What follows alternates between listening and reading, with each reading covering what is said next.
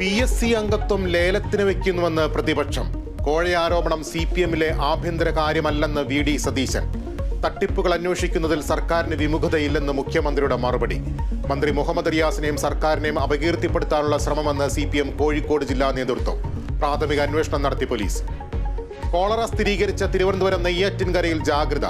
കൂടുതൽ പേർക്ക് രോഗബാധയെന്ന സംശയം. സ്വകാര്യ ഹോസ്റ്റലിലെ 16 പേർ ചികിത്സയിൽ.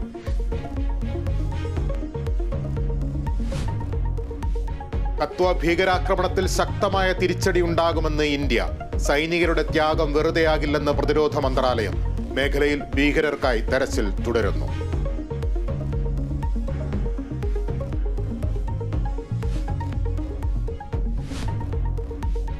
അങ്കമാലിയിൽ ഒരു കുടുംബത്തിലെ 4 പേരുടെ മരണത്തിൽ ദുരൂഹത നീങ്ങുന്നു. ബിനീഷും കുടുംബവും സ്വയം ജീവനൊടുക്കിയതെന്ന് സൂചന.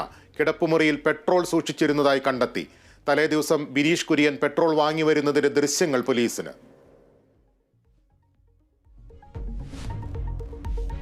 റഷ്യൻ സൈന്യത്തിലുള്ള ഇന്ത്യക്കാരെ തിരിച്ചയക്കും. ധാരണ പ്രധാനമന്ത്രി നരേന്ദ്രമോദിയും റഷ്യൻ പ്രസിഡന്റ് വ്ളാദിമിർ പുടിനും തമ്മിൽ നടത്തിയ ചർച്ചയിൽ. റഷ്യ യുക്രൈൻ തർക്കം ചർച്ചകളിലൂടെ പരിഹരിക്കണമെന്നും മോദി.